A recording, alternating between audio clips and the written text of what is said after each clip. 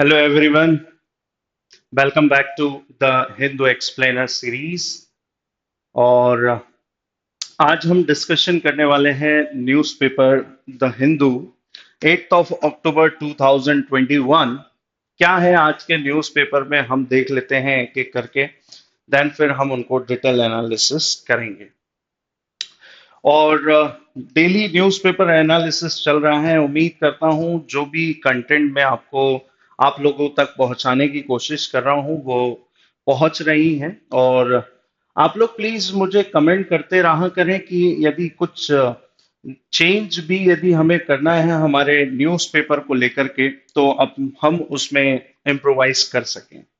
Clear? चलिए, आज हम डिस्कशन कर रहे हैं 8th ऑफ अक्टूबर 2021 के न्यूज़पेपर को। क्या है, पिछले 4-5 दिन से एक ही न्यूज फ्रंट पेज पर देखने को मिल रही है। और कल मैंने आपको बताया था कि सुप्रीम कोर्ट ने एक्शन लिया है और कल के दिन हियरिंग हुई है ना। और सुप्रीम कोर्ट ने कहा है कि भाई कि वो जो 8 लोग हैं जिनकी जाने गई हैं, मैंने आपको पहले बताया था कि 4 लोगों की डेथ हुई है, लेकिन रिपोर्ट में ये निकल करके आया है कि भाई 8 लोगों की जान गई है, जिसमें 4 किसान हैं, 3 भारतीय जनता पार्टी के समर्थक हैं और एक रिपोर्टर की भी, पत्रकार की भी यहाँ पे जान गई है। तो इसके लिए सुप्रीम कोर्ट ने कल एक्शन लेते हुए ये कहा है यूपी की गवर्नमेंट को कि भाई कि आपके पास 24 घंटे का समय है और इसके बारे में डिटेल एनालिसिस और पूरी रिपोर्ट सुप्रीम कोर्ट को चाहिए। इस चीज को लेकर के यहाँ पे सुप्रीम कोर्ट ने कहा है यूपी गवर्नमेंट को लेकर के। और यहाँ पे आपको एक छोटा सा आर्टिकल दिख रहा होगा कि जो तंजानियन जो नॉवेलिस्ट हैं, ठीक है, इनको नॉमिनेट किया गया है या इनके नाम को लेकर के अप्रूवल मिला है, जिनका नाम है तंजानियन नोवेलिस्ट अब्दुल रज्जाक गुरना। 72 की एज है और इनको 2021 के नोबेल लिटरेचर प्राइज के लिए अनाउंस किया गया है या इनका नाम लिया गया है। अब इनसे रेलेवेंट क्वेश्चन क्या हो सकते हैं कि ये जो ऑथर है या नॉवेलिस्ट जो है, ये कहां से बिलोंग करते हैं, तो आप लोगों को पता है ये अभी कि तंजानिया से ये बिलोंग करते हैं। तंजानिया के ये सिटीजन हैं। इन्होंने कुछ अपने लाइफ में 10 नॉवेल्स लिखी हैं, उसके बारे में यहाँ पे मेंशन किया गया है। और उसमें भी सबसे जो बहुत ज्यादा चर्चा में रही वर्ल्ड में, उनकी सबसे फेमस जो नॉवेल रही है वो रही है पैराडाइज। क्लियर? इन्होंने इनके जितने भी नोवेल लिखे हैं उसमें इनका टाइटल रहा है रेफ्यूजीज को लेकर के। तो यहाँ पे इस चीज को मेंशन किया गया है। नोबेल प्राइज आप सभी को पता ही है कि अनाउंसमेंट चल रहे हैं। क्लियर? इसके बाद यहाँ पे देखिए क्या मेंशन किया है। मैंने इसको हाईलाइट नहीं किया क्योंकि बहुत हो गया है अफगानिस्तान तालिबान का मैटर। तो यहाँ पे ये कहा जा रहा है, सिख जो वहां पर है उनके द्वारा ये कहा जा रहा है कि एक तरीके का इंटॉलरेंस हमें देखने को मिल रहा है ना। यहाँ पे एक वर्ड है वेंडलिज्म देखने को मिल रहा है अफगानिस्तान के अंदर। ये कंसर्न है इंडियन सिख का। और वहां पे जो गुरुद्वारा है काबुल के अंदर, वहां पे सीसीटीवी कैमरेज जो हैं वो निकाल लिए गए हैं, ये कहा जा रहा है वहां के द्वारा, है ना। वहां पे तोड़ फोड़ मचाई जा रही है। तो इन सारे मुद्दों को लेकर के यहाँ पे बातें की गई। तो इंडिया भी इस चीज को लेकर के कह रहा है कि भाई कि हमने जो रिजोल्यूशन लेकर के आए थे, जिस पर 13 देशों ने सहमति बताई थी कि भाई कि हमें सभी को मिलकर के, यानी यूनाइटेड नेशन सिक्योरिटी काउंसिल की मैं बात कर रहा हूं, जिसमें 10 नॉन परमानेंट मेंबर होते हैं एंड 5 परमानेंट मेंबर होते हैं, जिनमें से 2 देशों ने प्रेजेंट नहीं हुए। और उनका नाम आपको कमेंट बॉक्स के अंदर बताना है कि कौन इस रेजोल्यूशन में नहीं शामिल हुआ था। बाकी के 13 देश उसमें थे, जिसमें एक इंडिया भी था। ये सारी चीजें कही जा रही है। रेजोल्यूशन का जो नंबर है वो है United nation security council resolution 2593 की यहाँ पे बात की जा रही है भाई, है ना। इसके अलावा हम बात कर लेते हैं कि आईआईटी जो मद्रास है, यानी Indian institute of technology Madras के द्वारा ये कुछ इन्होंने कावेरी रिवर में जो कंटामिनेशन है, जो कंटामिनेशन जो है वो इनको यहाँ पे देखने को मिला है। प्लास्टिक्स के कुछ पार्ट्स मिले हैं। उसके बाद में फार्मास्यूटिकल कंपनीज के द्वारा निकलने वाला जो वेस्टेज है वहां से वो सारी चीजें यहाँ पे देखने को मिली हैं। कुछ कंटेनमेंट्स जो हैं, कंटामिनेंट्स जो हैं वो मिले हैं यहाँ के अंदर, और इसमें ये बताए गए हैं कि प्लास्टिक के पार्ट्स मिले हैं छोटे छोटे। तो ये चीजें बताई गई हैं जिसकी वजह से ये बताया जा रहा है कि भाई कि कावेरी रिवर जो है वो बहुत पॉल्यूटेड हो रही है ना। तो यहाँ पे कावेरी रिवर के बारे में आपको ध्यान में रखना है, बिकॉज क्योंकि ये दो स्टेट के बीच में डिस्प्यूटेड रिवर भी मानी जाती है, बहुत पुराना इसका इतिहास में अंग्रेजों के टाइम से ही इस मुद्दे को लड़ाई का माना जा रहा है कि भाई कि कौन कितना पानी का इस्तेमाल करेगा कावेरी नदी का। तमिलनाडु और कर्नाटक के बीच में ये लड़ाइयां चली, है ना। और आज भी इसी चीज को लेकर के इन दोनों के बीच में लड़ाइयां चल रही है कि भाई कि कौन कितने पानी को स्टोर करेगा, कौन कितना पानी तमिलनाडु को देगा, ये सारे चीजों को लेकर के। इसके बाद हम बात करते हैं Indian forces to carry out exercise with UK. आप सभी को पता है कि एक तरफ तो हम बात करते हैं कि भाई वैक्सीन को लेकर के हालात बिगड़ रहे हैं, लेकिन अब यूके ने भी मान लिया है कि भाई कि अब किसी भी तरीके का क्वारंटाइन पीरियड नहीं करना होगा किसी इंडियन को जिसने कोविशील्ड वैक्सीन ले रखी है ना। तो अब थोड़े से जो हालात है वो सुधरते हुए दिख रहे हैं। उसके अलावा हम एक्सरसाइज की भी बात कर रहे हैं, तो ज्वाइंट एयर आर्मी एक्सरसाइज होगी और उसका नाम भी यहाँ पे मेंशन किया गया है भाई। 6th एडिशन होगा ये इंडिया यूके के बीच का ज्वाइंट मिलिट्री एक्सरसाइज का, जिसको नाम दिया है अजय वॉरियर। और ये कहाँ पे ऑर्गेनाइज की जाएगी, तो ये भी जगह का नाम दिया हुआ है इसमें। चोबातिया जगह का नाम है जो कि उत्तराखंड में है। इसे 20 अक्टूबर को ऑर्गेनाइज किया जाएगा। इससे पहले भी इंडिया और यूके के बीच में 2 दिन की बायलैटरल पैसेज एक्सरसाइज हुई है जिसको पैसेक्स कहा जाता है, जो royal navy carrier strike group CSG-21 led by the HMS Elizabeth के नाम से बे ऑफ बंगाल के अंदर इसे ऑर्गेनाइज किया गया था। तो ऐसी बहुत सारी एक्सरसाइज जो 2021 में हुई है, इसके बारे में हम आगे की स्लाइड में देखेंगे। ई ऑक्शन मैंने आपको बताया था कि लगभग कल कुछ 1 करोड़ के आसपास में नीरज जो चोपड़ा है उनका जेवलिन जो था वो 1 करोड़ के आसपास, लेकिन कल के दिन इसकी बोली और ज्यादा हो गई है 1.5 करोड़ के आसपास। तो ये चीजें बताई गई, ये हमारे एग्जाम पॉइंट ऑफ व्यू के हिसाब से इंपॉर्टेंट नहीं है। हम तो आगे बढ़ते हैं। यहाँ पे देखिए आर्यन खान के बारे में कहा गया है। आर्यन खान सभी को पता ही है, पिछले 4-5 दिनों में इतना ये मैटर उछला है, या इतना ये मैटर देश दुनिया के सामने मीडिया में आया है, न्यूज़पेपर में कवर अप किया गया है कि एक बड़ी हस्ती जिनको बॉलीवुड का किंग कहा जाता है भाई, किंग खान कहा जाता है, उनके बेटे यहाँ पे ड्रग्स को लेकर के बहुत चर्चा में आए हैं, है ना। पार्टी में ये ड्रग्स लेते हुए और बेचते हुए ये पकड़ाए हैं। तो judicial custody for the 14 days, यानी 14 दिन की और इनकी कस्टडी को बढ़ा दिया गया है, और इनके साथ में जो लोग थे उनको भी यहाँ पे 14 डेज की जो जुडिशरी कस्टडी है उसके अंदर यहाँ पे इनको रखा गया है। ये सारे काम किसके अंडर में हुए हैं, किसको रखा गया है, वो नाम तो आपको पता चल गया है, लेकिन किसके अंडर में ये हुआ है, तो सेक्शन 27 मैंने आपको पहले भी बताया था, जो कि है द नारकोटिक्स कंट्रोल ब्यूरो के द्वारा इसे अरेस्ट किया गया है।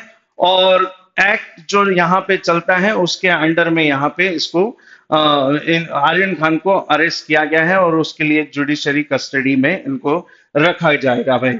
यहाँ पे अब आपको एक और चीज देखने को मिल रही होगी, Biden and Xi Jinping to hold virtual meeting this year. मतलब ऐसा बताया जा रहा है भाई कि यूएस और चाइना के बीच में बहुत जल्दी वर्चुअल तरीके की मीटिंग हो सकती है, और आपसी जो मुद्दे हैं, बहस है, उसको सुलझाने की बात की जाएगी, जिस तरीके के हालात ट्रम्प के टाइम पीरियड में हो चुके थे यूएसए और चाइना के बीच में। लेकिन यहाँ पे ऐसा भी कहा जा रहा है कि भाई कि यूएसए उन मुद्दों को भी उठाएगा जिसके लिए वो पूरे साल भर 2 साल से वो चर्चा में रहा है। जैसे उइगर मुस्लिम्स की यहाँ पे बात की जा रही है, जिनजियांग वाले रीजन में हांगकांग प्रोटेस्ट को लेकर के, चाइना ताइवान को लेकर के, साउथ चाइना सी को लेकर के, तो मतलब हो सकता है कि इन मुद्दों पर भी चर्चा हो। यहाँ पे ये बात को कवर अप किया गया है। तो ये तो अब हमें बाद में ही पता चलेगा कि भाई कि क्या चर्चाएं हुई हैं वर्चुअल तरीके से, क्या रिलेशन रहने वाला है, लिबरल रहेगा कि भाई कि वही उसी तरीके से ये लड़ेंगे, कोल्ड वॉर चलेगा। क्योंकि मैंने आपको इससे पहले भी मैंने बताया था कि यूएन के सेक्रेटरी जनरल एंटोनियो गुटेरेस ने कहा है कि भाई कि ये जो कोल्ड वॉर आप जो कर रहे हैं दोनों देश, इसको अवॉइड करें या इसको क्विट करें और वापस से बायलैटरल रिलेशन रखें। इस चीज को लेकर के यहाँ पे बातें कही गई। इसके बाद में यहाँ पे अगला आर्टिकल जो कवर किया गया है, इसमें ये कहा गया है कि नेटो के द्वारा 8 रशियंस को या 8 रशियन मेंबर्स को नेटो से बाहर कर दिया गया है, उनके जो ऑफिशियली प्रोग्राम है उससे। तो ये रशियन जो मिशन है, मिलिट्री मिशन अलायंस जो है जिसको बनाया गया था, इससे कुछ 8 मेंबर्स को बाहर कर दिया गया है। तो अब आप लोगों के दिमाग में आ रहा होगा कि सर ये नेटो है क्या? तो नॉर्थ अटलांटिक ट्रीटी ऑर्गेनाइजेशन, ये एक तरीके का मिलिट्री अलायंस ग्रुप है जिसको क्रिएट किया गया था 1949 में। तो इसके बारे में हम बात करेंगे भाई। क्लियर? आगे बढ़ते हैं। वर्ल्ड बैंक ने अपनी फोरकास्टिंग दी है इंडिया की ग्रोथ को लेकर के कि फाइनेंशियल ईयर 2021-22 फाइनेंशियल ईयर में कुछ 8.3% के आसपास में जीडीपी ग्रोथ रहेगी, ऐसा कहा गया है वर्ल्ड बैंक के द्वारा। ठीक है, ऐसा क्या लिखा गया है भाई कि यहाँ पे रिटेन किया गया है जून फोरकास्ट जो रखी थी इन्होंने, India GDP growth rate product जो ग्रो बाय होगा 8.3% इन दी करंट फिस्कल ईयर की यहाँ पे बात की गई है। तो यहाँ पे मुद्दा अब वो चीज है कि भाई कि ये तो फोरकास्टिंग है, ये तो एक्चुअल हमें कब पता चलेगा? 31 मार्च 2022 को हमें पता चलेगा जब फाइनेंशियल ईयर क्लोज होगा। लेकिन यहां पे आपको जो चीज याद रखने वाली है, जो एग्जाम में पूछी जा सकती है, वो है वर्ल्ड बैंक के बारे में। तो इसके बारे में हम लोग पढ़ेंगे। इसके बाद में हम बात कर लेते हैं अगले पेज की तरफ।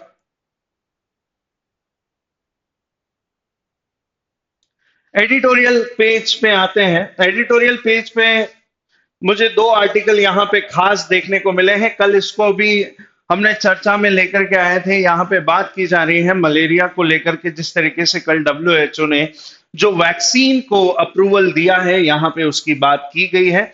The malaria vaccine must see the speedy implementation from the lab to the field, यहाँ पे बात की गई है और उस वैक्सीन का नाम यहाँ पे मेंशन किया गया है ना।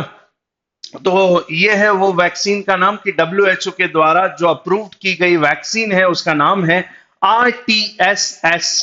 ठीक है, यहाँ पे इसका साइंटिफिक नाम बताया गया है भाई, माइक्रोसिसिस मलेरियोसिस के नाम से ये मार्केट में मिलेगी। ये चीजें यहाँ पे बताई गई है।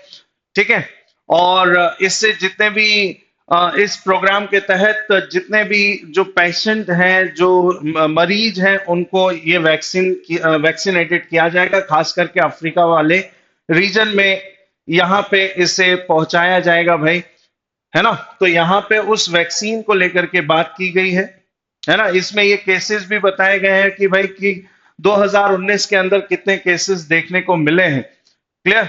और कुछ लगभग 11 कंट्रीज के आसपास में जो वर्ल्ड में कंट्री है वो मलेरिया फ्री कंट्री है ना। ये डब्ल्यूएचओ के द्वारा सर्टिफाइड है कि भाई कि इतनी कंट्रीज पूरे वर्ल्ड में मलेरिया फ्री कंट्री है। क्लियर? क्योंकि उसमें लास्ट 3 इयर्स का एक मेजरमेंट लिया जाता है कि पिछले 3 साल में मलेरिया का एक भी केस नहीं देखा गया है उन कंट्रीज में, इसलिए डब्ल्यूएचओ ने उन 11 देशों को मलेरिया फ्री कर दिया है, उन्हें मलेरिया फ्री लिस्ट में डाल दिया गया है। इंडिया अभी नहीं है इसके अंदर, क्योंकि इंडिया के अंदर लाखों केसेस देखे गए हैं 2019-20 में, है ना, और 21 में भी हमें देखने को मिल रहे हैं। यहाँ पे बात की गई है फिजिक्स नोबेल प्राइज के बारे में, और ये चीज मैंने आपको पहले ही डिटेल में बता दी है भाई। एडिटोरियल पेज में लिखा गया है कि क्लाइमेट चेंज को लेकर के वो जो 3 साइंटिस्ट हैं उनको यहाँ पे नोबेल प्राइज दिया गया है। तो नोबेल प्राइज के बारे में यहाँ पे बताया गया है। क्लियर? कि पहली बार ऐसा हुआ है कि भाई क्लाइमेट एक्शन को लेकर के या क्लाइमेट पे वर्क करने के लिए किसी साइंटिस्ट को यहाँ पे नोबेल प्राइज दिया गया है। क्लियर? इसके अलावा और कुछ खास नहीं है एडिटोरियल पेज में। इसके बाद हम बढ़ते हैं हमारे एनालिसिस की तरफ। स्टार्ट करते हैं भाई। यहाँ पे आप देखिए किसकी बात की जा रही है। नोबेल प्राइज विनर जिनका नाम है तंजानियन नोवेलिस्ट, और इनका नाम है अब्दुल रजाक गुरना, है ना। 72 की एज है इनकी, और इनको इस बार के लिए नोबेल प्राइज के लिए अनाउंस किया गया है। और मैंने आपको बताया था कि इनने अपने अभी तक लाइफ में 10 नोवेल लिखी हैं जो कि रिफ्यूजीज के टाइटल से यहाँ पे देखने को मिलती हैं। और इसमें सबसे जो फेमस बुक रही है इनकी पूरे 10 नोवेल में, उनमें से पैराडाइज इनकी सबसे पॉपुलर बुक रही है। क्लियर? नोबेल प्राइज में आपको इतना ध्यान रखना है, और इसकी लिस्ट आप लोग बना लीजिए भाई। इसके बारे में कल हमने बहुत डिटेल में चर्चाएं की थी, और फिर आज मैं आपके सामने लिस्ट को लेकर के आया हूं, ताकि क्योंकि हमारे साथ डेली नए नए एस्पिरेंट्स जुड़ते हैं, ताकि उनको भी ये सारी चीजें पता चल सके। अल्फ्रेड बर्नार्ड नोबेल जो है, इन्हीं के नाम से ही नोबेल जो फाउंडेशन है वो नोबेल प्राइज देता है। 1901 से इस प्राइज की शुरुआत की गई थी। नोबेल साहब को जानना आपको पड़ेगा। 21 अक्टूबर 1833 में स्टॉकहोम में ये बॉर्न हुए थे, और इसके बाद इन्होंने 1867 में डायनामाइट का इन्वेंशन किया। जाने माने फिजिक्स के ये साइंटिस्ट जिनको फिजिक्स डायनामाइट के इन्वेंशन के लिए जाना जाता है। और डायनामाइट आप सभी को पता है कि पूरे देश दुनिया में इसकी किस कदर से डिमांड रही, और इसका जो रॉयल्टी है वो भी अल्फ्रेड बर्नार्ड नोबेल साहब को पूरे जीवन भर मिला है। क्लियर? तो इस चीज को लेकर के यहाँ पे नोबेल साहब ने अपने आखिरी टाइम में ये कहा टेस्टामेंट में, जिसमें ये बताया कि भाई कि उनके इस पैसे का सही तरीके से इस्तेमाल हो, इसको लेकर के काम किया जाए। तो उन्होंने बोला कि क्या हो सकता है इसका बेस्ट ऑप्शन। तो इन्होंने कहा कि भाई कि उनके जाने के बाद इस पैसे से अवार्ड और रिवॉर्ड्स जो है वो दिए जाएं, उनको कुछ प्राइज मनी दी जाए, और ये उन लोगों के लिए है जिन्होंने अपने पूरे लाइफ में या पूरे करियर में नए नए इन्वेंशन किए हैं, नई नई डिस्कवरीज की है ना, कुछ लिखा है। ये सारी चीज को लेकर के इन्होंने कहा कि उन्हें प्राइज मनी या उन्हें सम्मान दिया जाए, इस चीज को लेकर के। और उसके बाद में 1896 में 10 दिसंबर को अल्फ्रेड बर्नार्ड साहब की डेथ हो जाती है। उनके बाद, इसलिए ये डेट को याद रखेंगे भाई, 10 दिसंबर को ही नोबेल प्राइज दिया जाता है उनकी डेथ एनिवर्सरी के दिन। क्लियर? उसके बाद में दो लोगों ने मिलकर के, यानी रैगनर और रुडोल्फ ने मिलकर के एक फाउंडेशन की नींव रखी जिसका नाम था नोबेल फाउंडेशन। 29 जून 1900 में इस फाउंडेशन को एस्टैब्लिश किया गया, और यही वो फाउंडेशन है जो नोबेल प्राइज देता है। क्लियर? इसके आगे हम बात कर लेते हैं। नोबेल प्राइज में पहले 5 सब्जेक्ट्स में ही नोबेल प्राइज दिया जाता था। 1968 में इकोनॉमिक्स के नोबेल प्राइज को इसमें ऐड किया गया, और टोटल 6 फील्ड हो गए या 6 सब्जेक्ट्स हो गए जिसमें प्राइज दिया जाता है। इसके अलावा हम बात करें, मैंने कल भी ये बताया था कि भाई थोड़ा सा इसको अपडेट कर लेना। ये 2019 तक का है डेटा, लेकिन ये 21 के हिसाब से यहाँ पे 10 मिलियन जो स्वीडिश क्रोन है उसमें ये पैसा दिया जाता है, यानी लगभग 8.51 करोड़ के आसपास ये अमाउंट एक फील्ड में प्राइज विनर को दिया जाता है। 1901 में इसकी शुरुआत की गई थी, और उनमें ये वो लिस्ट है जिसमें ये नोबेल प्राइज दिया गया। केमिस्ट्री की हम बात करें तो केमिस्ट्री का फर्स्ट नोबेल प्राइज मिला था जैकब्स हर्निक्यूअर्स को दिया गया था, जो कि नीदरलैंड से बिलोंग करते हैं। फिजिक्स का पहली बार नोबेल प्राइज दिया गया था विल्हेम कॉनराड रॉन्टनजन को मिला था, जो कि जर्मनी से बिलोंग करते हैं। फिजियोलॉजी या फिर मेडिसिन में एमिल वॉन को दिया था, जो कि जर्मनी से बिलोंग करते हैं। लिटरेचर का पहला आपसे पूछा जा सकता है अभी किसको मिला है, ये तो सभी को पता होता है, लेकिन यदि स्टैटिक बेस्ड क्वेश्चन पूछ लिया कि who was the first receiver या नोबेल लिटरेचर प्राइज, तो सुली प्रोडोहम जिनको मिला है वो है फ्रांस से बिलोंग करते हैं।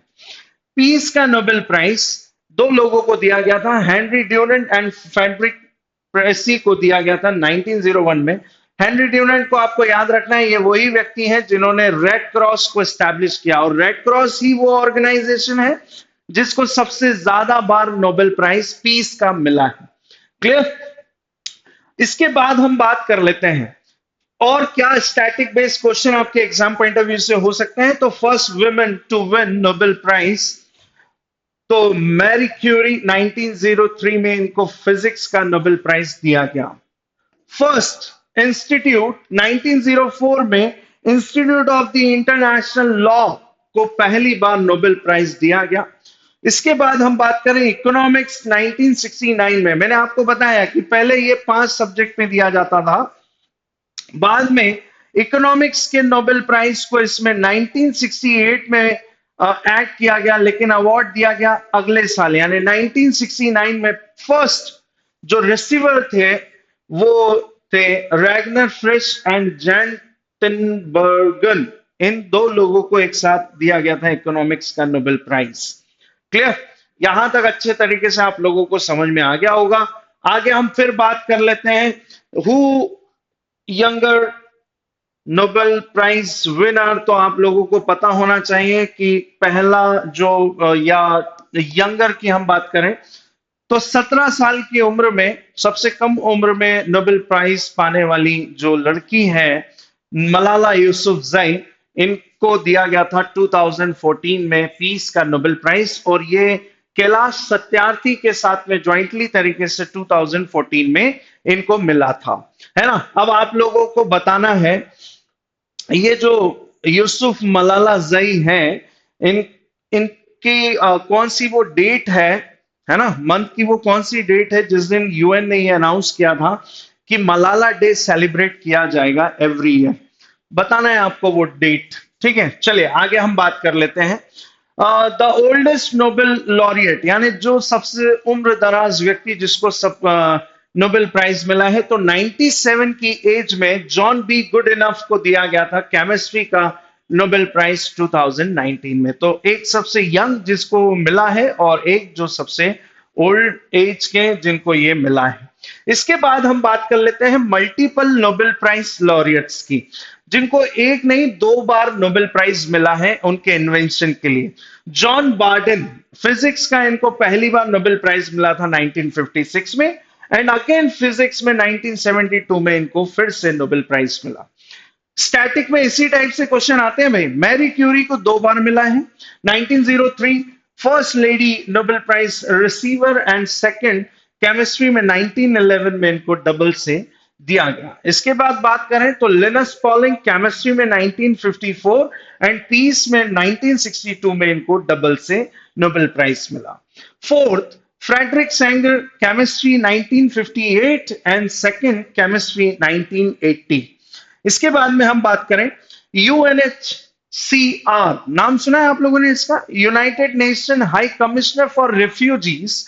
ये वो ऑर्गेनाइजेशन है यूनाइटेड नेशन के अंदर, ये वो प्रोग्राम को देखता है, उन्हें उनके लिए काम करता है जो रेफ्यूजीज होते हैं, जिन जो माइग्रेट हो जाते हैं, जो माइग्रेशन करते हैं, उन रेफ्यूजीज को प्रोटेक्ट करने और उन्हें शेल्टर हाउस और उनके लिए फंड को प्रोवाइड करने के लिए जिस ऑर्गेनाइजेशन को बनाया गया है उसे हम बोलते हैं यूएनएचसीआर। इसको 2 बार नोबेल प्राइज दिया जा चुका है, पीस का 1954 एंड सेकंड 1981। लेकिन वो इंस्टीट्यूट जिसको 2 से ज्यादा बार मिला है यानी 3 बार मिल चुका है, तो आईसीआरसी, इसी के बारे में मैंने आपको बताया था। सबसे पुराना ऑर्गेनाइजेशन जिसको एस्टैब्लिश किया गया था 1863 में, फाउंडर हेनरी ड्यूनेंट, और हेनरी ड्यूनेंट आपको मैंने अभी थोड़ी देर पहले ही बताया है कि फर्स्ट पीस के नोबेल प्राइज रिसीवर है। 1917 पीस का first time, 1944 second time and 1963 third time peace का नोबेल प्राइज दिया गया। इसके आगे हम बात कर लेते हैं अगला इंडियन नोबेल रिसीवर या लॉरियट्स की हम बात करेंगे। भाई कितने लोगों को मिल चुका है, तो यह आपसे क्वेश्चन पूछा जा सकता है कि इस बार का नोवेलिस्ट जो गुन्ना को मिला है लेकिन भारत में पहली बार किसको मिला था लिटरेचर के लिए? तो ये क्वेश्चन आपसे एग्जाम में पूछे जा सकते हैं। रविन्द्रनाथ टैगोर 1913 लिटरेचर में दिया गया था पहला नोबेल प्राइज इंडिया में, है ना, जो कि गीतांजलि बुक के लिए लिखा गया था। Second C V Raman, Chandrasekhar Venkata Raman 1930 physics. बताइए भाई, इनके किस रिसर्च के लिए नेशनल साइंस डे सेलिब्रेट किया जाता है? भाई कौन सी डेट को किया जाता है, आपको आंसर करना है। हरगोविंद खुराना 1968 में फिजियोलॉजी के लिए इनको मिला था। इसके आगे हम बात कर लेते हैं मदर टेरेसा 1979 पीस का इनको नोबेल प्राइज दिया गया है। Subrahmanyan Chandrasekhar fifth 1983 physics and Amartya Sen 1998 economics. मैंने आपको कल इनकी बुक के बारे में नाम बताया था, आज आपको कमेंट बॉक्स में उसका नाम बताना है। वेंकटरमन रामकृष्णन 2009 केमिस्ट्री का नोबेल प्राइज मिला। And last Kailash Satyarthi 2014। और मैंने कल इनके आंदोलन के बारे में भी बताया था कि ये अपने किस आंदोलन के लिए जाने जाते हैं, ये कमेंट बॉक्स में आपको बताना है। क्लियर? तो ये तो हुआ नोबेल प्राइज के बारे में। सॉरी, आईआईटी मद्रास ने ये स्टडी की है कि भाई कि कावेरी रिवर जो है वो बहुत पॉल्यूटेड होती जा रही है और उसमें बहुत सारे हमें पार्टिकल देखने को मिले हैं। भाई बहुत सारी चीजें हमें देखने को मिली है और खास करके फार्मास्यूटिकल कंपनीज जो हैं उसका वेस्टेज जो मटेरियल है वो वहां पे देखने को मिला है, जिससे कावेरी रिवर बहुत ज्यादा प्रदूषित या दूषित होते हुए दिख रही है, पॉल्यूटेड होती हुई दिख रही।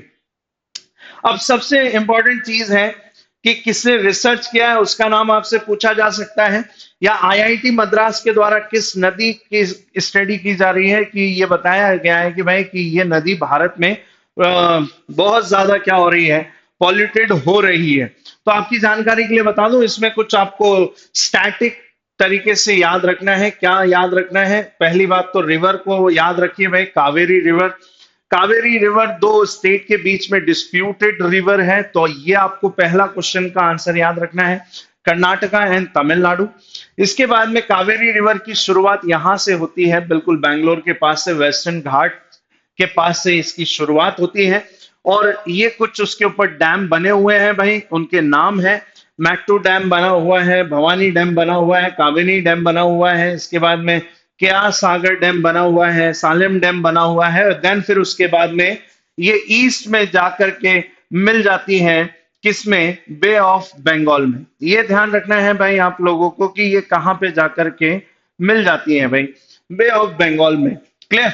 इसके बाद में इसको क्या कहा जाता है ये भी आपको ध्यान रखना है कि इसे साउथ की गंगा कहा जाता है भाई, ये भी ध्यान रखना है आपको। क्या कहा जाता है? सदन गंगा के नाम से जाना जाता है कि भारत की कौन सी नदी है जिसको भारत सदन या साउथ की, दक्षिण की गंगा कहा जाता है। इसके बाद में ये फोर्थ लार्जेस्ट रिवर है भाई, ये भी ध्यान रखना है आप लोगों को। फोर्थ लार्जेस्ट रिवर है, आपको सभी को बताना है आंसर कमेंट बॉक्स के अंदर कि इंडिया की लार्जेस्ट रिवर कौन सी है ना? सही आंसर करना है भाई आप लोगों को। क्वेश्चन अच्छे से सुन लीजिए, इंडिया की लार्जेस्ट रिवर कौन सी है? क्लियर? इनके बीच में डिस्प्यूट तो बहुत पहले से चल रहा है। डिस्प्यूट स्टार्ट हुआ था 1916 के टाइम पीरियड से।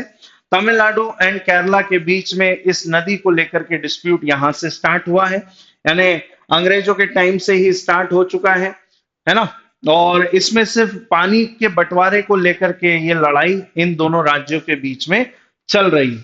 क्लियर? तो ये कुछ डेटा मुझे आप लोगों को बताना था।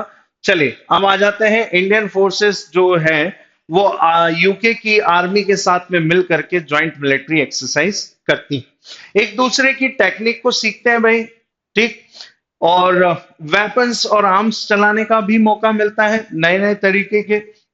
उसके बाद में अलग अलग तरीके से ये एक्सरसाइज ऑर्गेनाइज होती है, अलग अलग नामों से एक्सरसाइज ऑर्गेनाइज होती है ना, वो हम देख लेते हैं। तो अभी तो हम पहले तो बात कर लेते हैं यूके को लेकर के।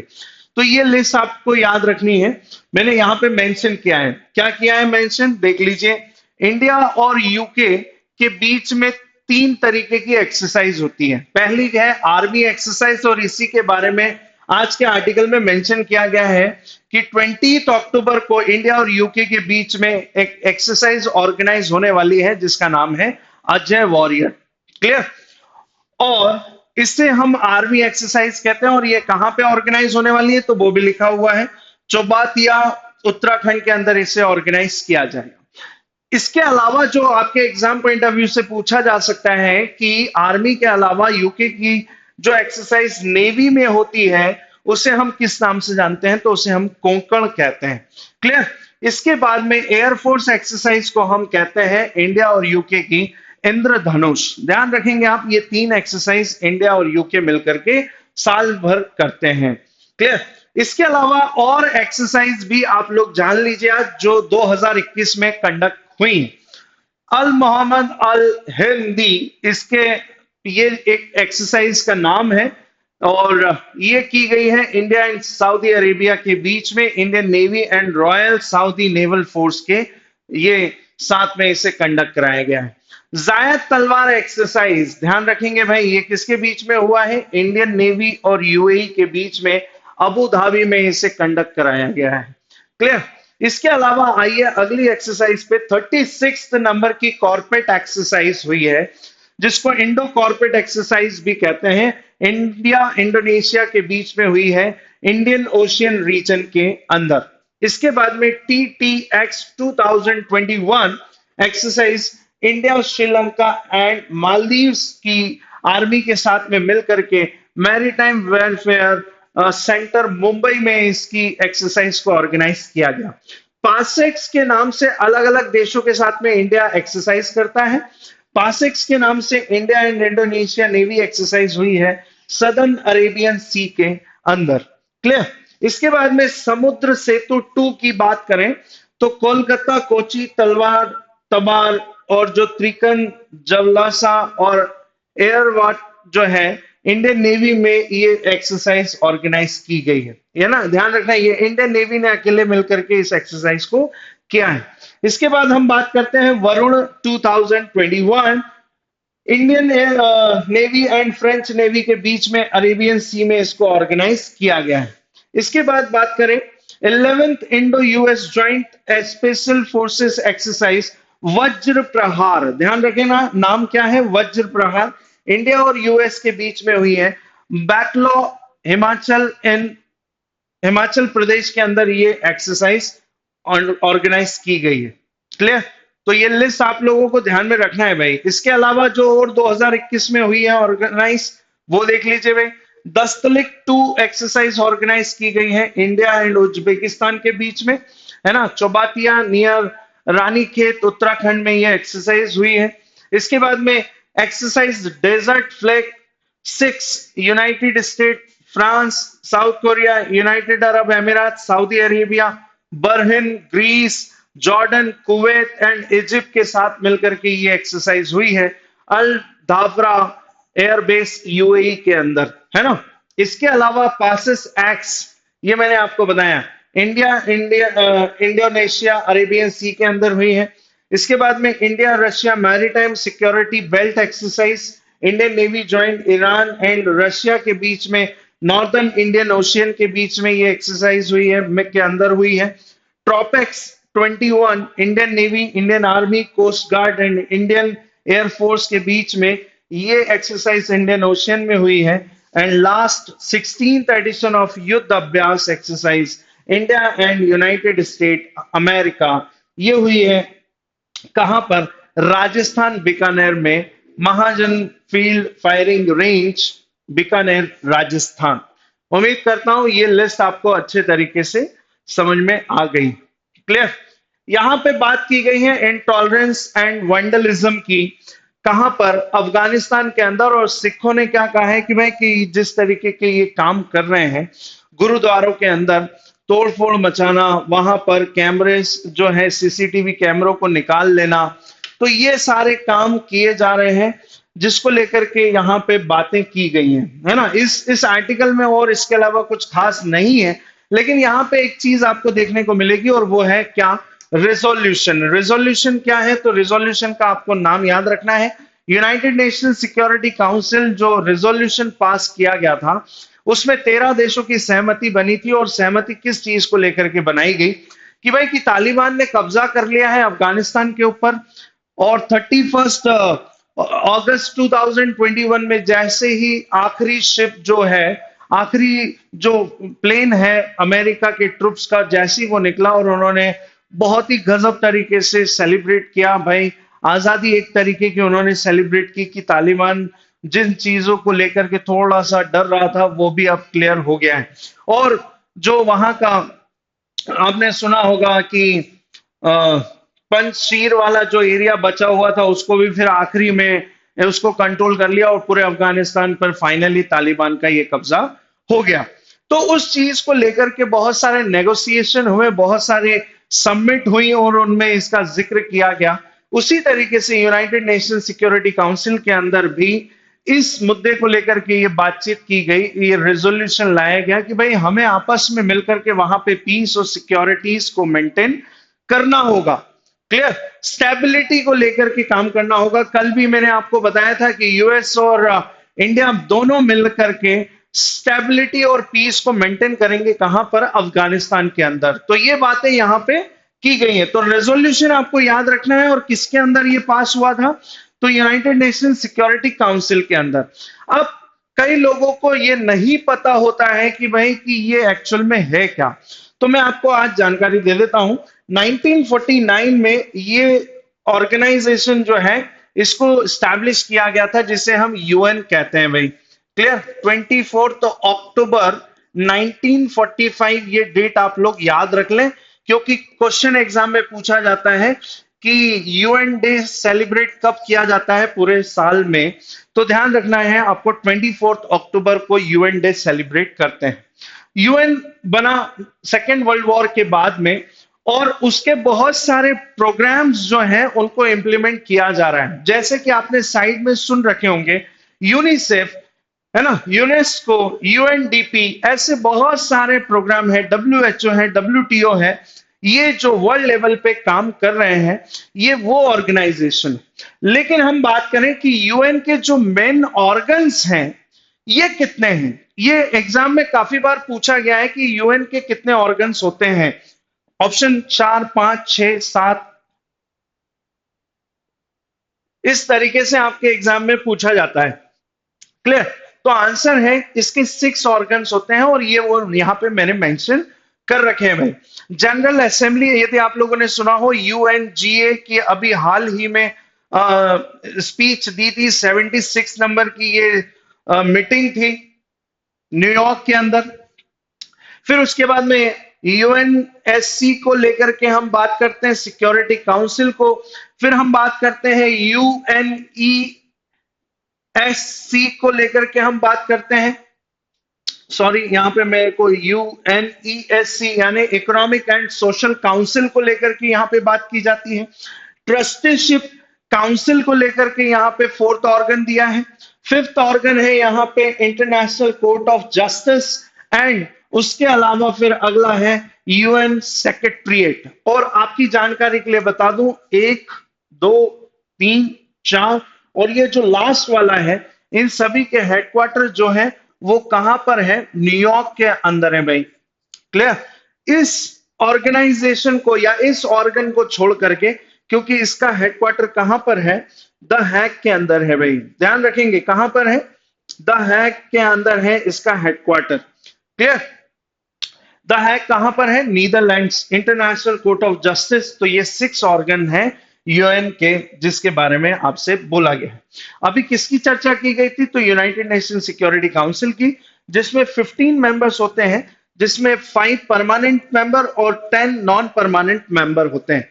इंडिया इसका अभी right now non permanent member है। 8 टाइम के लिए इलेक्ट किया गया है, इंडिया को 8वीं बार चुना गया है। 2021 से 22 तक ये इसका क्या रहेगा, नॉन परमानेंट मेंबर रहेगा।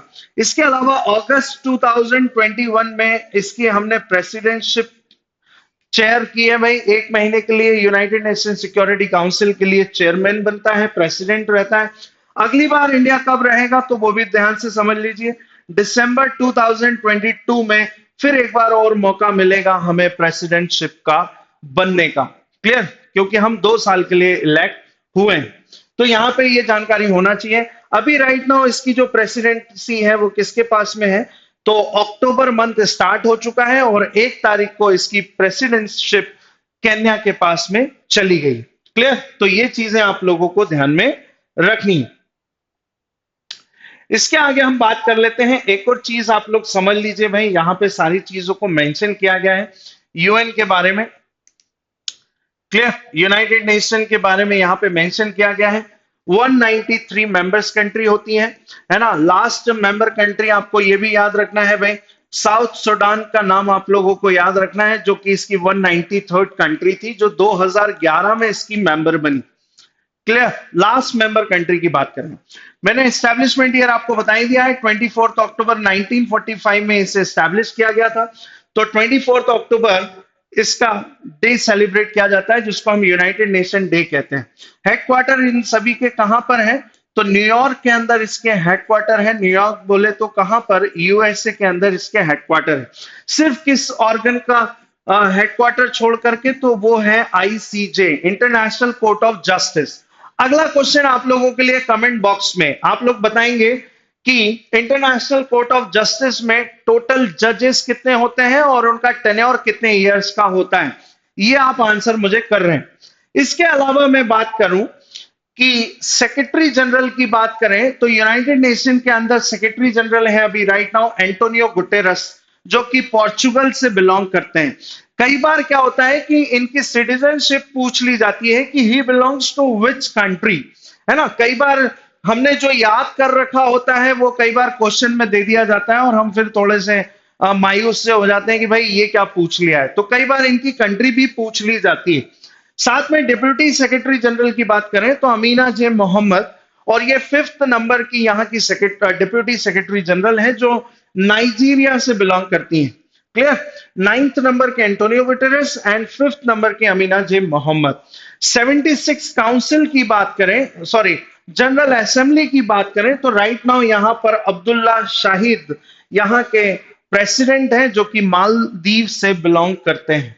क्लियर, इसके बाद में बात करें economic and social council president, तो मुनीर अकरम है, ये पाकिस्तान से बिलोंग करते हैं भाई, पाकिस्तानी डिप्लोमेट्स हैं ये अभी राइट नाउ यहाँ के प्रेसिडेंट हैं। And United nation security council October month, यहाँ पे देखिए मैंने आपको अभी थोड़ी देर पहले ही बताया है, क्योंकि हर मंथ इसके जो प्रेसिडेंट है या चेयर नेशनशिप है वो ट्रांसफर होती है। तो राइट नाउ अक्टूबर मंथ के लिए किसको चेयर नेशनशिप दी गई है, या ये प्रेसिडेंट रहेगा? तो केन्या रहेगा।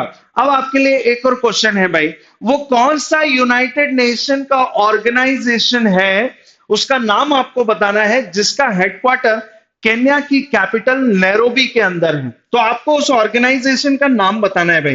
Clear, United Nation charter sign कब हुआ था? तो 26 जून 1945 में हुआ था। इसके बाद में इसे फोर्स में कब लाया गया या इसे इफेक्ट में कब लाया गया, तो ये भी चीजें आपको पता होना चाहिए। 24 अक्टूबर 1945 में।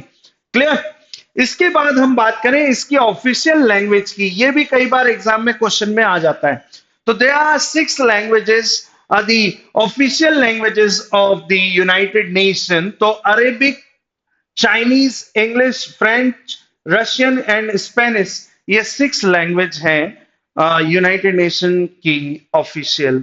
और आपके लिए अब एक और क्वेश्चन कमेंट बॉक्स के अंदर, कि अभी हाल ही में यूनाइटेड नेशन चार्टर जो बुक है, ये जो 6 लैंग्वेजेस में मेंशन की गई है, अभी हाल ही में इस चार्टर बुक का किस लैंग्वेज में ट्रांसलेशन किया गया है? ध्यान से सुनेंगे मेरी बात, ट्रांसलेशन किस लैंग्वेज में अभी रिसेंटली किया गया है, वो आपको आंसर करना है। क्लियर, तो उम्मीद करता हूं आपको ये सारी चीजें इस पिक्चर में अच्छे तरीके से समझ में आ गई हैं।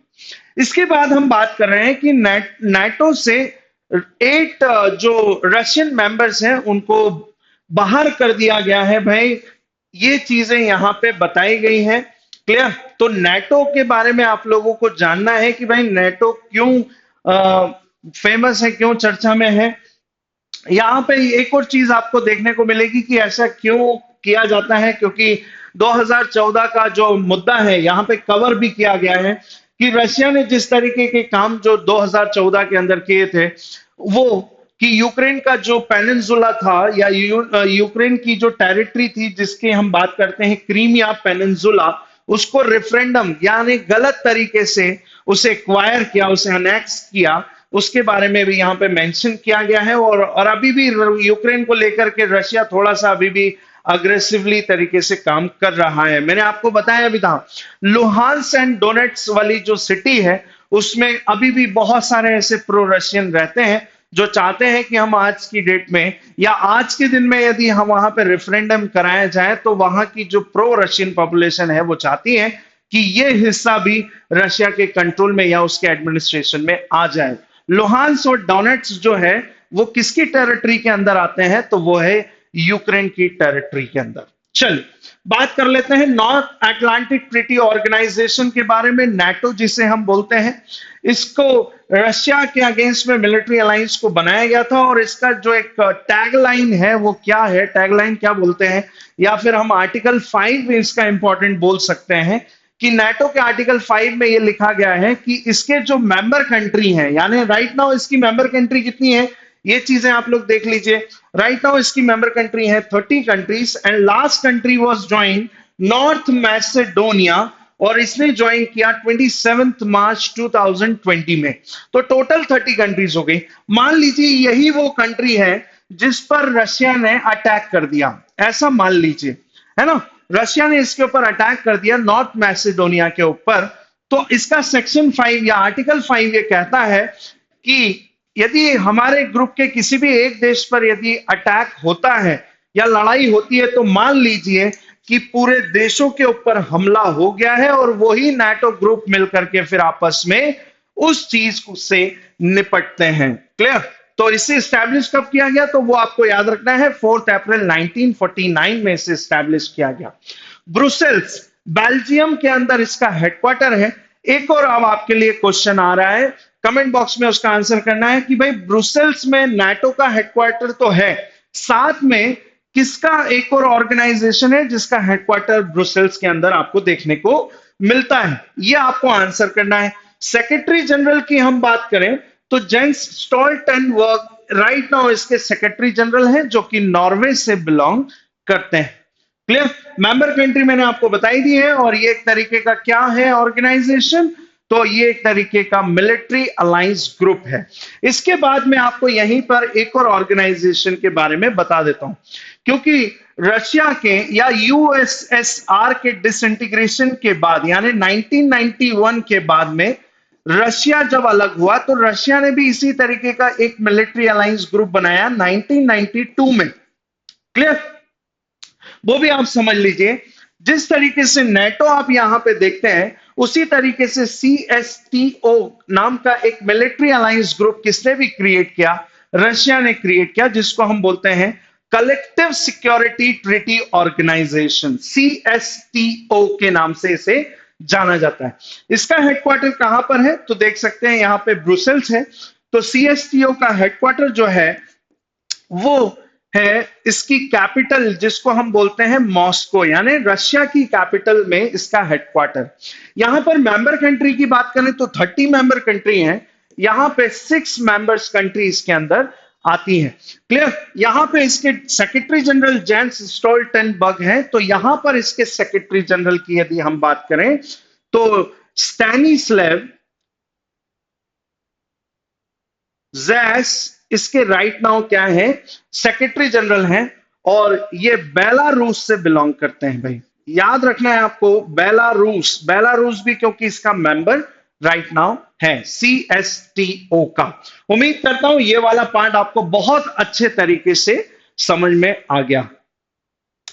चलिए, वर्ल्ड बैंक के रिपोर्ट के अकॉर्डिंग यहां पे कहा गया है कि इंडिया की जो जीडीपी है वो फोरकास्ट या प्रिडिक्शन की हम बात करें या एस्टिमेशन की हम बात करें, क्योंकि जिस तरीके की रफ्तार या जिस तरीके से इंडिया अब ट्रैक पर धीरे धीरे करके आया है उस चीज को इन्होंने रिटेन रखा है और ये कहा है कि इंडिया जिस तरीके से अभी चल रहा है या इंडिया की इकोनॉमी जिस तरीके से मूव कर रही है उस चीज को ध्यान में रखते हुए वर्ल्ड बैंक ने अपना एस्टिमेशन जो बताया है वो ये बताया कि ये क्लोजिंग ईयर में रहेगा लगभग कुछ 8.5% के आसपास। फोरकास्टिंग यहां पे की गई है वर्ल्ड बैंक के थ्रू। तो अब आपके लिए क्वेश्चन क्या हो जाता है, वर्ल्ड बैंक यहां पे इंपॉर्टेंट हो जाता है। लेकिन यहां पे एक और वर्ड जो है वो आप समझ लीजिए, कई बार क्या होता है बच्चों को कंफ्यूजन होती है कि व्हाट इज जीडीपी। तो जीडीपी यहां पे क्या है, तो इसके लिए आप बहुत अच्छे तरीके से समझ लीजिए भाई कि देश की इकोनॉमी जो है ना, या देश की जो ज्योग्राफिकल बाउंड्री है, किसी भी इकोनॉमी की हम बात करें या किसी भी कंट्री की हम बात करें, हम एक एग्जांपल ले लेते हैं भारत के अंदर ही। जो भारत की ज्योग्राफिकल बाउंड्री है, उस ज्योग्राफिकल बाउंड्री के अंदर एक फाइनेंशियल ईयर में, क्योंकि यहां पे भी रिपोर्ट किसकी दे रहा है, वो एक फाइनेंशियल के एक रिपोर्ट दे रहा है। और हमारे यहाँ जो फाइनेंशियल ईयर चलता है ये भारत का फाइनेंशियल ईयर है, आपको ध्यान में रखना है। इसमें भारत का जो फाइनेंशियल ईयर है वो होता है 1 अप्रैल से 31 मार्च, ध्यान रखना आपको। तो हमारा फाइनेंशियल ईयर कितना चल रहा है अभी, तो 2021-22 चल रहा है। और देश की ज्योग्राफिकल बाउंड्रीज की बात कर रहे हैं, तो देश की ज्योग्राफिकल बाउंड्रीज यानी ये इसकी बात की जा रही है भाई, है ना, जो आप लोगों को यहाँ पे इस तरीके से दिखेगी।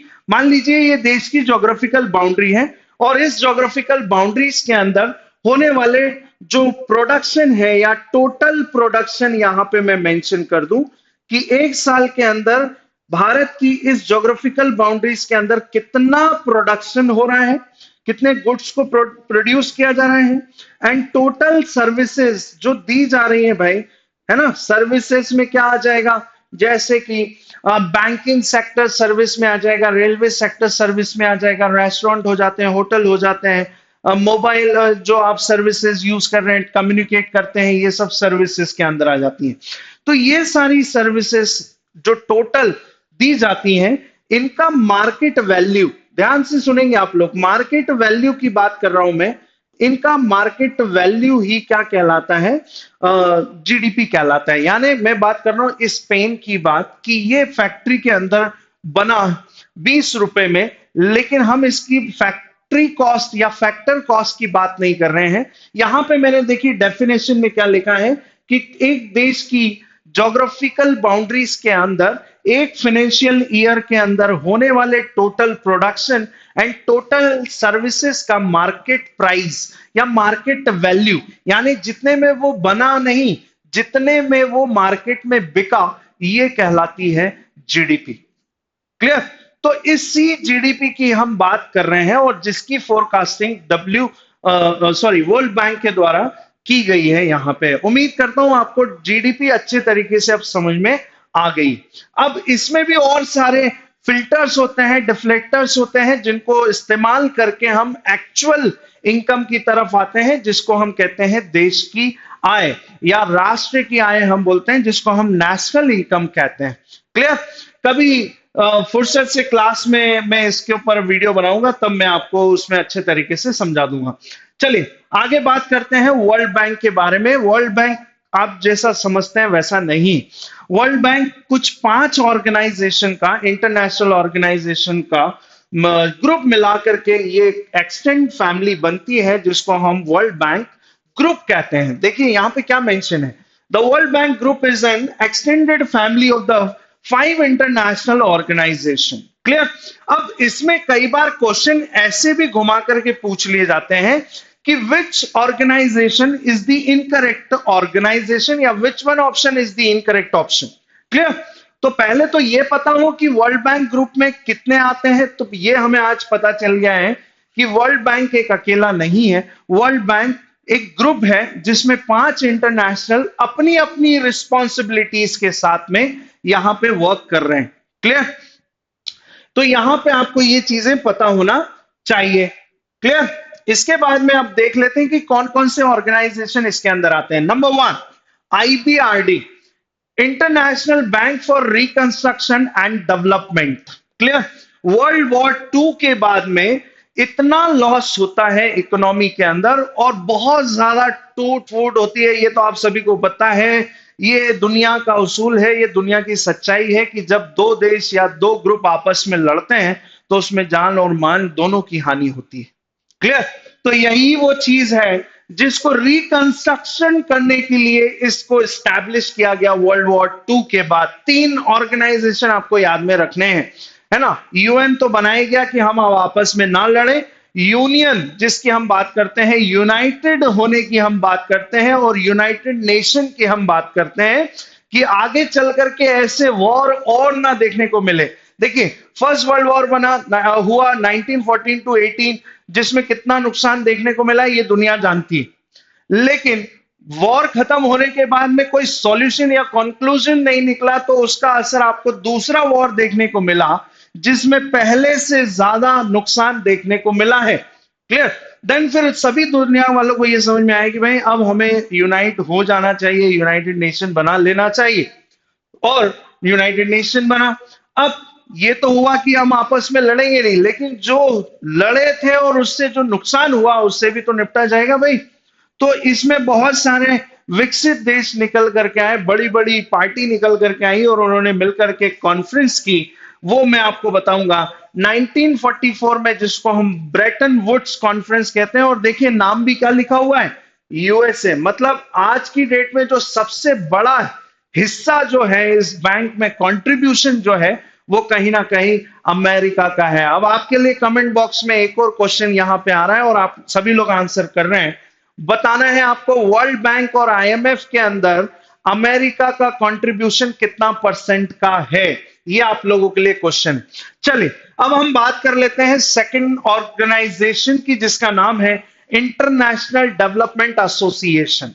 दो इंटरनेशनल ऑर्गेनाइजेशन यहां पे आ गए हैं। तीसरा है आईएफसी यानी International Finance Corporation. Fourth organisation का नाम है MIGA, मीगा जिसे हम कहते हैं, multilateral investment guarantee agency. And number 5, international centre for settlement of investment disputes. तो यहां पे ये 5 इंटरनेशनल ऑर्गेनाइजेशन मिल करके एक वर्ल्ड बैंक ग्रुप को क्रिएट करते हैं। ये है उसका लोगो, आप देख सकते हैं, है ना। ब्रेटन वुड्स कॉन्फ्रेंस 1944 में हुई जुलाई मंथ में, और इसे फाइनली क्रिएट किया गया। Clear? Washington DC United state की कैपिटल के अंदर इसका हेडक्वार्टर है, और ये कई बार एग्जाम में पूछा गया क्वेश्चन है भाई, इससे आप अच्छे तरीके से याद कर लीजिए। 189 मेंबर्स कंट्री हैं। चलिए एक और क्वेश्चन यहां पे निकल करके आता है कि वर्ल्ड बैंक को ज्वाइन करने वाली 189th नंबर की कंट्री कौन सी थी, उसका नाम आपको बताना है। प्रेसिडेंट राइट नाउ है इसके डेविड रॉबर्ट मैलपास, जो कि यूएसए से बिलोंग करते हैं। क्लियर? अगला हम देख लेते हैं एमडी एंड सीईओ। ये नाम आपको याद रखना है भाई। एक इंडियन है, आईआईटी रुड़की से पास आउट है, और ये देखिए यहाँ पे अंशुला कांत, जो कि इंडियन ओरिजिन से बिलोंग करती हैं, और ये राइट नाउ इसकी मैनेजिंग डायरेक्टर एंड सीएफओ यानी चीफ फाइनेंशियल ऑफिसर हैं। इसके बाद में बात करें चीफ इकोनॉमिस्ट, तो कार्मेन रेनाट, जो कि बिलोंग करती हैं क्यूबा से। क्यूबा ये वही दुनिया है भाई, ये वही कंट्री है जो क्रिस्टोफर कोलंबस के द्वारा ढूंढी गई थी, जिसको हम न्यू वर्ल्ड के नाम से जानते हैं, या न्यू कॉन्टिनेंट के नाम से जानते हैं, जिसको हम अमेरिका कॉन्टिनेंट कहते हैं। क्लियर? तो ये है भाई इंपॉर्टेंट चीजें जो मुझे आज आपको बतानी थी आज के सेशन में। उम्मीद करता हूं आज का सेशन आपको बहुत अच्छा लगा है ना। सारी चीजें आप लोगों तक बहुत अच्छे से पहुंची होंगी, ऐसी मैं उम्मीद कर रहा हूं आप लोगों से। और सभी लोग मुझे कमेंट बॉक्स में आंसर कर रहे हैं भाई। क्लियर?